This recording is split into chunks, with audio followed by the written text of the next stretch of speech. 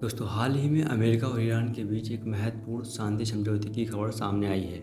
अगर यह पूरी तरह लागू होता है तो इसका असर सीधे मध्य पूर्व तक सीमित नहीं रहेगा, बल्कि भारत की अर्थव्यवस्था, तेल की कीमतों, व्यापार और रणनीतिक हितों पर भी पड़ सकता है।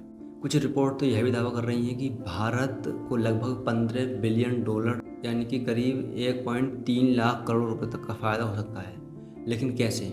आइए समझते हैं पूरी कहानी आसान भाषा में। कई वर्षों से अमेरिका और ईरान के बीच तनाव बना हुआ था। ईरान पर आर्थिक प्रतिबंध लगाए गए थे, जिसके कारण उसके तेल और पेट्रोकेमिकल निर्यात पर काफ़ी असर पड़ा है।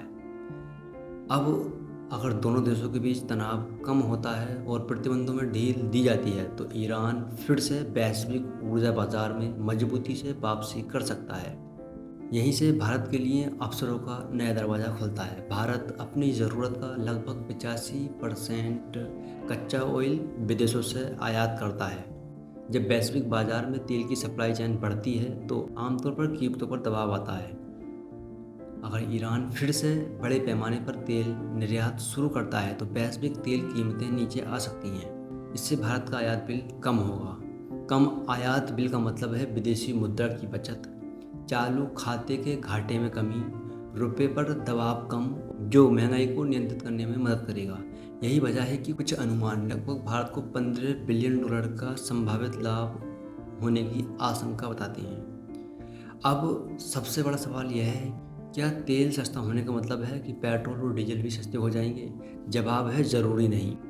भारत में पेट्रोल और डीजल की कीमतें सिर्फ कच्चे तेल पर निर्भर नहीं करती, बल्कि इन पर टैक्स, रिफाइनिंग लागत, ट्रांसपोर्टेशन और मार्केटिंग खर्चे भी शामिल होते हैं। इसलिए अगर अंतर्राष्ट्रीय बाजार में तेल सस्ता होता है तो उसका कुछ फ़ायदा उपभोक्ताओं तक पहुंच सकता है, लेकिन यह पूरी तरह सरकार और तेल की कंपनियों की नीतियों पर निर्भर करेगा।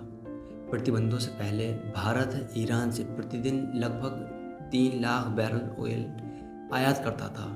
ईरानी तेल भारत के लिए इसलिए भी आकर्षक था क्योंकि इसकी कीमतें प्रतिस्पर्धी होती थीं, भुगतान की शर्तें अपेक्षाकृत आसान होती थीं और भौगोलिक दूरी भी काफ़ी कम थी। अगर भविष्य में ईरानी ऑयल फिर से भारतीय बाजार में आता है तो भारत को रूस, सऊदी अरब और अन्य आपूर्तिकर्ताओं के अलावा एक और मजबूत विकल्प मिल जाएगा। पिछले कुछ वर्षों में रूस भारत का सबसे बड़ा तेल आपूर्तिकर्ता बन गया है, लेकिन किसी एक देश पर अत्यधिक निर्भरता हमेशा जोखिम पैदा करती है। अगर ईरान की वापसी होती है तो भारत अपने तेल स्रोतों में और अधिक विविधता ला सकता है। इससे भारत की ऊर्जा सुरक्षा मजबूत होगी और भविष्य के भू राजनीतिक संकटों का असर कम हो सकता है। इस समझौते का एक सबसे बड़ा फायदा चाबहार पोर्ट भी हो सकता है। चाबहार पोर्ट भारत लंबे समय से इस बंदरगाह को विकसित करने में रुचि रखता है। यह पोर्ट भारत को पाकिस्तान को बाईपास करके सीधे अफगानिस्तान और मध्य एशिया तक पहुंचने का रास्ता देता है। अगर क्षेत्र में शांति स्थिरता बढ़ती है तो चाबहार परियोजना तेज़ी से आगे बढ़ सकती है। इससे व्यापार, लॉजिस्टिक और क्षेत्रीय कनेक्टिविटी में भारत को बड़ा राजनीतिक लाभ मिल सकता है।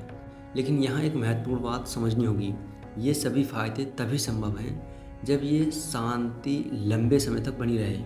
मध्य पूर्व दुनिया का सबसे संवेदनशील क्षेत्र में से एक है। अगर भविष्य में फिर से तनाव बढ़ता है तो तेल की कीमतें तेज़ी से ऊपर जा सकती हैं और सभी संभावित लाभ कम हो सकते हैं। यानी कि भारत के लिए यह अवसर भी है और सावधानी बरतने की ज़रूरत भी।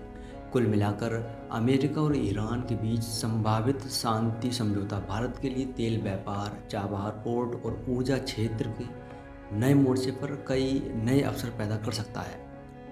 लेकिन असली फ़ायदा इस बात पर निर्भर करेगा कि समझौता कितनी सफलतापूर्वक लागू होता है और क्षेत्र में शांति कितने समय तक बनी रहती है। आपकी राय क्या है? इस समझौते से भारत को बड़ा आर्थिक फ़ायदा संभव है? कमेंट में अपनी राय बताएं। अगर वीडियो पसंद आए तो वीडियो लाइक करें, चैनल सब्सक्राइब करें।